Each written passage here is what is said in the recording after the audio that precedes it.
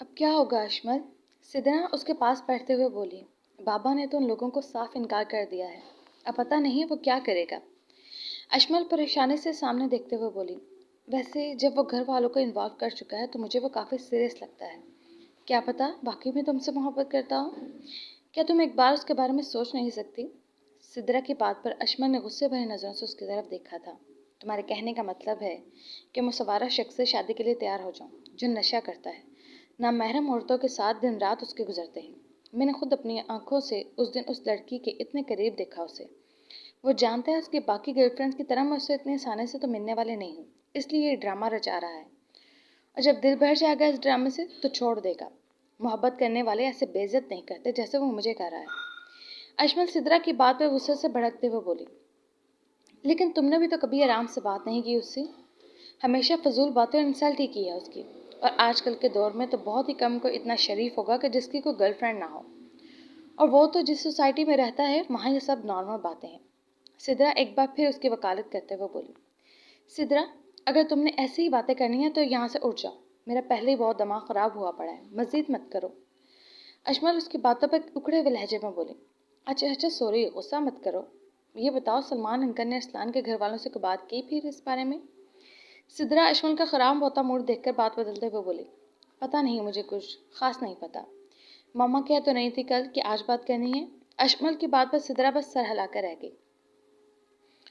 तुम्हारे कहने पर हम लोग गए थे उनके घर, लेकिन उन्होंने साफ इनकार कर दिया है इस रिश्ते से। उनका कहना है कि उनकी बेटी का रिश्ता कहीं और पहले से ही तय हो चुका है और अहान हमारा और उन लोगों का कोई जोड़ नहीं है। मेरा ख्याल है कि तुम भी एक बार अपने फैसले पर सोच लो। हसनैन रज़ा मीर उसे तफसील बताते हुए बोले। शादी तो मेरी उसी लड़की से होगी, जोड़ है या नहीं आप इस बात की फिक्र मत करें। और घर में शादी की तैयारियां शुरू कर दें, क्योंकि बहुत जल्द आपकी बहू घर आने वाली है। अहान उन्हें अपनी बात समझाते नब्बे तुले लहजे में बोला। लेकिन वो लोग तो इनकार कर चुके हैं, फिर क्या करोगे तुम? हसनैन रज़ा मीर उसकी ज़िद्दी तबीयत से अच्छी तरह वाकिफ थे, इसलिए उसकी बात पर फिक्रमंदी से बोले। ये मेरा मसला है, मैं देख लूँगा। आप अपने घर में सबको इन्फॉर्म कर दें। अपनी बीवी के इस्तकबाल में मुझे किसी किस्म की कोई कमी नहीं चाहिए। अहान उन्हें अपने मखसूस अंदाज में बावर करवाता फ़ोन रख चुका था। क्या हुआ, आप परेशान लग रहे हैं? क्या कहा अहान ने? पास बैठी हाजा बेगम हसनैन रज़ा मीर की तरफ देखते हुए बोली। मुबारक हो तुम्हें, जैसा तुम अपने बेटे को बनाना चाहती थी वैसा ही बन गया है। हर बात में अपने चलाने की कसम खा रखी है उसने। उन लोगों के इनकार के बावजूद कहता है वही शादी करूंगा। अब पता नहीं आगे क्या करने वाला है। हसनैन रज़ा मीर हाजा बेगम को सुनाते हुए बोले। तो क्या हो गया इसमें? जब उसकी छोटी से छोटी ख्वाहिश पूरी हुई है, ये तो फिर उसकी पसंद की शादी की बात है। ये पूरी किए बगैर वो कैसे रह सकता है? और क्या हुआ अगर वो लोग हमारे स्टेटस के नहीं हैं? मेरे बेटे को उसकी मर्जी करने दे। वैसे भी जैसे हर चीज़ से बहुत जल्द उसका दिल भर जाता है, इस शादी से भी ऐसा ही होगा। फिर मैं अपनी पसंद और स्टेटस की बहू लाऊंगी। हाजा बेगम उन्हें अपनी प्लानिंग बताते हुए बोली, जब हसनैन रज़ा मीर उनकी बातों पर सिर्फ सर झटक कर रह गए थे। उन्हें आज तक अपनी बीवी के दिमाग की समझ नहीं आई थी। हिना, इधर आओ जल्दी, एक बड़े मज़े की न्यूज़ है मेरे पास। हफ्सा आसमा बेगम के कमरे में दाखिल होते हिना को भी आवाज़ देते बोली। या अल्लाह खैर, आराम से, क्या हो गया तुम्हें? आसमा बेगम उसकी इतनी जल्दबाजी पर घबराते हुए बोली। आपको पता है मम्मा, भैया की शादी हो रही है। वाह, कितना मज़ा आएगा ना। पता नहीं भाभी कैसी होंगी, भैया की पसंद है फिर तो अच्छी ही होंगी ना। हफ्सा खुशी से बताते हुए बोली। तुम्हें किसने बताया? हिना भी उसकी बात सुनते अंदर दाखिल होते हुए बोली। अभी मैंने बाबा और हाजा अम्मी की बातें सुनी हैं। बाबा भैया से बात कर रहे थे। हफ्सा आसमा बेगम के पास बैठते उन्हें तफसील बताने लगी। सलमान साहब ने आज ऑफिस से छुट्टी की थी, इसलिए वो आज घर ही पर थे। जब बेल बजने की आवाज़ पर वो उठकर गेट की तरफ बढ़े थे। अस्सलाम वालेकुम अंकल, कैसे हैं आप? सलमान साहब ने हैरत से एक नज़र सामने खड़े खूबरू नौजवान और कुछ फासले पर गाड़ी के पास खड़े गार्ड की तरफ देखा था। वालेकुम सलाम, जी आप कौन? मैंने पहचाना नहीं। सलमान साहब उसकी तरफ देखते हुए बोले, जो उनकी बात सुनकर मुस्कुराया था। क्या मेहमानों को ऐसे दरवाजे पर खड़ा रखते हैं? हम अंदर चलकर भी बात कर सकते हैं। हान उनकी तरफ देखता सवालिया अंदाज में बोला, जब सलमान साहब उसे साथ आने का इशारा करके अंदर की तरफ बढ़े थे। मेरा नाम अहान रज़ा मीर है, जिसका कुछ दिन पहले रिश्ता आया था आपके घर। मुझे नहीं लगता इससे ज़्यादा तारुफ की ज़रूरत है, क्योंकि जहाँ तक मुझे लगता है आपकी बेटी आपको मेरे बारे में सब कुछ बता चुकी होगी। अहान की बात पर सलमान साहब के चेहरे के तासुरात सर्द हुए थे। اندر داخل ہوتے ہی اسما بیگم نے بھی آہان کی طرف دیکھا تھا۔ براؤن کلر کی شلوار قمیض میں ملبوس، بالوں کو جیل لگا کے ایک سٹائل سے سیٹ کیے مضبوط مردانہ کلائی میں قیمتی گھڑی پہنے، وہ ٹانگ پر ٹانگ چڑھائے صوفے کی بیک سے ٹیک لگائے ہوئے پرسکون انداز میں بیٹھا تھا۔ اگر اسما بیگم کو اشمل اس کی حرکتوں کے بارے میں نہ بتا چکی ہوتی تو یہ روشن پیشانی والا نوجوان انہیں اشمل کے لیے ارسلان سے 1000 گنا بہتر لگا تھا۔ تو تمہارے گھر والوں کو میں اس رشتے کا جواب بھی دے چکا ہوں، پھر کیا لینے آئے ہو تم یہاں؟ سلمان صاحب اسپاٹ سے لہجے میں بولے۔ وہ تو انکار میں جواب دیا ہے آپ نے، میں اقرار میں جواب لینے آیا ہوں۔ آہان ان کی طرف دیکھتا بولا، میری بیٹی کا رشتہ طے ہو چکا ہے اور کچھ دنوں میں اس کا نکاح ہے، اس لیے تم اس کا خیال اپنے دماغ سے نکال دو۔ وہ نہ ہی ایسا کچھ چاہتی ہے اور نہ ہم ایسا کچھ چاہتے ہیں۔ سلمان صاحب اپنی کیفیت کنٹرول کرتے بولے، نکاح تو اس کا مجھ سے ہی ہوگا، چاہے آپ لوگوں کی مرضی اس میں شامل ہو یا نہ ہو۔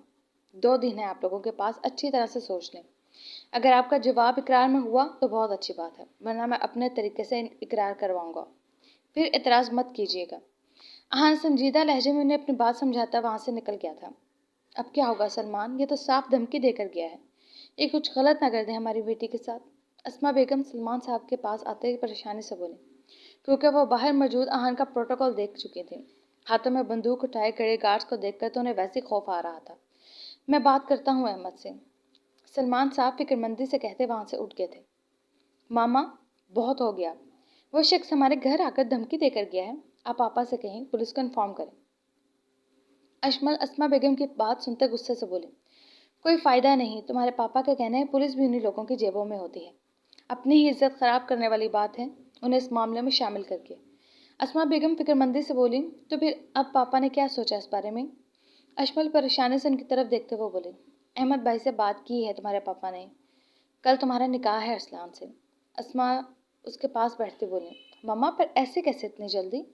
اشمل ان کی بات پر حیرانی سے بولے، تمہارے بابا کا فیصلہ ہے یہ، ہم لوگوں کی طاقت کا مقابلہ نہیں کر سکتے، ابھی صرف نکاح ہوگا، رخصتی حالات ٹھیک ہونے کے بعد اپنے ٹائم پر ہی ہوگی۔ اسما بیگم اسے سلمان صاحب کے فیصلے سے آگاہ کرتے بولی تھی۔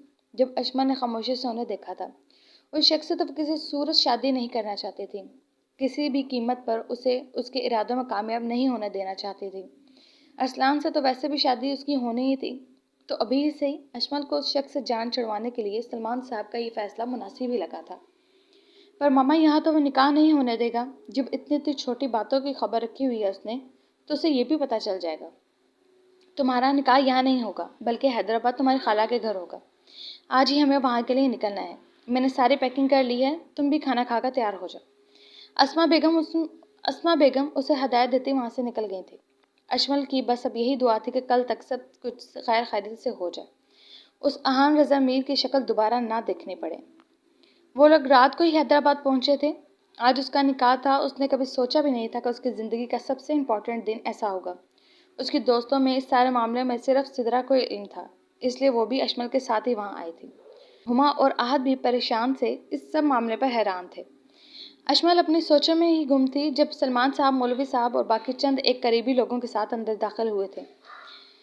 اشمل، سلمان، آپ کا نکاح ارسلان احمد کے ساتھ بائوض 3 لاکھ حق مہر کیا جاتا ہے، کیا آپ کو یہ نکاح قبول ہے؟ مولوی صاحب کی آواز اس کے کانوں میں گونجی تھی۔ اتنی بھی کیا جلدی ہے آپ کو مولوی صاحب، کہ دولہے کے آنے کا انتظار بھی نہیں کیا آپ نے؟ اس سے پہلے کہ وہ اقرار میں جواب دیتی، جب کمرے میں ابھرتی ایک اور بات سن کر وہ اپنی جگہ ساکت ہوئی تھی۔ جس بات کا ڈر تھا وہی ہوا تھا، وہ اس تک پہنچ چکا تھا۔ اشمل نے جھٹکے سے چہرہ اوپر اٹھایا تھا، جس کی وجہ سے گھونگھٹ کی شکل میں لیا دوپٹہ شانوں پر ڈھلک گیا تھا۔ آہن رضا میر چہرے پر سخت تاثرات سجائے اسے غصے سے گھور رہا تھا۔ اسلحہ سے لیس گارڈز اس کے پیچھے موجود تھے۔ مولوی صاحب، اب نکاح شروع کریں، میری بیٹی کا نکاح ارسلان سے ہی ہوگا۔ سلمان صاحب اسے دیکھ کر دل میں موجود ڈر کے باوجود اپنے لہجے کو مضبوط بناتے بولے تھے۔ جب سلمان صاحب کی بات کو نظر انداز کرتے وہ شاہانہ چال چلتا آگے بڑھ کر اشمل کے ساتھ بیٹھی سدرا کو ہٹنے کا اشارہ کرتا اس کے ساتھ جا بیٹھا تھا۔ تمہاری ہمت کیسے ہوئی یہاں آنے کی؟ اور یہ؟ اشمل اس کی حرکت پر طیش میں آتی ابھی بولی تھی جب آہان کے اشارہ کرنے پر اس کے آدمیوں نے اشمل کے پاپا اور بھائی کے سر پر بندوق رکھی تھی۔ اشمل نے آنکھیں پاڑے آہان کی طرف دیکھا تھا جو اسے وارن کرتی نظروں سے گھور رہا تھا۔ اپنی خواہش پوری کرنے کے لیے میں کچھ بھی کر سکتا ہوں، اس بات کا ثبوت تمہیں بھی مل بھی جائے گا اپنے باپ اور بھائی کو کھو کر۔ اگر تم نے میرے ساتھ نکاح کرنے سے انکار کیا تو بولو، تیار ہو میرے ساتھ نکاح کے لیے؟ اس کی بات سنتے اشمل نے روتی آنکھوں سے سلمان صاحب اور آہت کی طرف دیکھا تھا اور بے بسی سے سر اسباب میں ہلایا تھا۔ اس کے علاوہ اس کے پاس کوئی اور راستہ نہیں تھا۔ اشمل تم کچھ ایسا نہیں کرو گی، کرنے دو اسے یہ جو کرنا چاہتا ہے۔ سلمان صاحب غصے سے احان کی طرف دیکھتے ہوئے چلائے تھے۔ دیکھیے سر، آپ لوگوں نے پہلے ہی فرار ہو کر جو اتنی بڑی غلطی کی ہے اس کی سزا بھی باقی ہے۔ مزید کچھ ایسا نہ کریں جس پر آپ لوگوں کو پچھتانا پڑے۔ معاف تو میں کسی کو کرتا نہیں ہوں کیونکہ یہ لفظ میری ڈکشنری میں ہے ہی نہیں۔ احان نے سخت لہجے میں انہیں باور کروایا تھا، بیٹا پلیز خدا کے لیے ایسا مت کرو، میری بیٹی تم سے نکاح نہیں کرنا چاہتی، کیوں کر رہے ہو زبردستی، چھوڑ دو اسے۔ اسما بیگم روتے ہوئے اس کے سامنے ہاتھ جوڑتے بولی تھیں۔ وہاں موجود باقی تمام لوگ خاموشی سے اپنی جگہ ڈرے ہوئے بیٹھے تھے۔ کوئی بھی ان کے معاملے میں گھس کر اپنی جان خطرے میں نہیں ڈالنا چاہتا تھا۔ دیکھیں والدہ صاحبہ، آپ میرے لیے بہت قابل عزت ہیں، ایسا مت کریں، اور اس سب کا فائدہ بھی نہیں ہے۔ جب میں اپنی مرضی کرنے پر آؤں تو میری سگی ماں بھی مجھے نہیں روکتی، کیونکہ وہ جانتی ہے میں اپنا کہا پورا کر کے رہوں گا۔ تو پلیز یہ سب کر کے مجھے شرمندہ کرنے کی ناکام کوشش مت کریں۔ وہ ٹٹائی سے بولتا انہیں خاموش کروا گیا تھا اور اشمل کا دوپٹہ پکڑ کر واپس گھونگھٹ کی شکل میں اس کے چہرے پر ڈال دیا تھا۔ جب اس کے اشارے پر مولوی صاحب نے نکاح پڑھوانا شروع کیا تھا اور وہ کچھ ہی دیر میں نہ چاہتے ہوئے بھی اشمل سلمان سے اشمل احان رضامیر بن چکی تھی۔